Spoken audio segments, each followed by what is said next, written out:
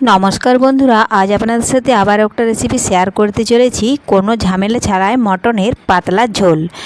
তো দেখুন বন্ধুরা, তার জন্য 500 গ্রাম মটন আমি ভালোভাবে ধুয়ে পরিষ্কার করে নিয়েছি। এখন এর মধ্যে দিয়ে দিলাম স্বাদ মতো লবণ, পরিমাণ মতো হলুদ গুঁড়ো, লঙ্কা গুঁড়ো, আদা, জিরে, কাঁচা লঙ্কা, রসুন বাটা, পেঁয়াজ বাটা দিয়ে ভালোভাবে হাত দিয়ে আমি মাখিয়ে মিশিয়ে নিচ্ছি।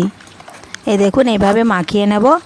আর আজকে একদম মশলা কষানোর ঝামেলা ছাড়াই খুব সহজেই কম সময়ের মধ্যে মটনের ঝোলটা বানাবো। খেতেও কিন্তু হেভি টেস্টি হবে। দেখুন মাখিয়ে নিয়েছি, এখন এটা এক পাশে রেখে দিচ্ছি। এদিকে কড়াইয়ে তেল বসিয়েছি, তেল ভালোভাবে গরম হয়ে গেছে। দিয়ে দিলাম বেশ কিছুটা পেঁয়াজ কুচি। পেঁয়াজটা এখন নাড়াচাড়া করে বেশ কিছুক্ষণ সময় নিয়ে একটু লাল লাল করে ভেজে নেব। দিয়ে দিলাম একটা ছোট্ট তেজপাতা। দেখুন পেঁয়াজ ভাজা হয়ে গেছে, মটনটা দিয়ে দিলাম। এখন নাড়াচাড়া করে ভালোভাবে পেঁয়াজের সাথে মটনটা একটু রান্না করে নিচ্ছি। আমি মটনটা বেশ কিছুক্ষণ রান্না করার পর আবার একটু দিয়ে দিলাম লাল লঙ্কার গুঁড়ো।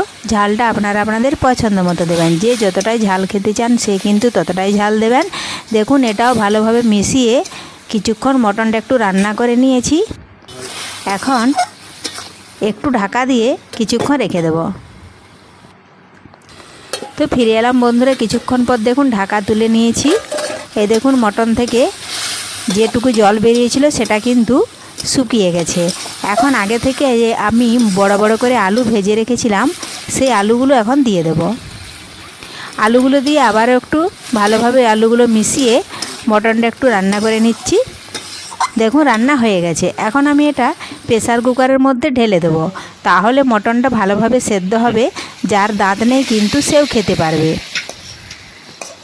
কড়াইয়ের মধ্যেও কিন্তু হতো, কিন্তু ওটা অনেক সময় লেগে যাবে, এটা কম সময়ের মধ্যে হবে। দেখুন মটনটা দিয়ে আমি পরিমাণ মতো একটু জল দিয়ে দিলাম। এখন প্রেসার কুকারের ঢাকনা আমি বন্ধ করে দেব। ঢাকনা বন্ধ করে 4টে সিটি দিয়ে দেবো।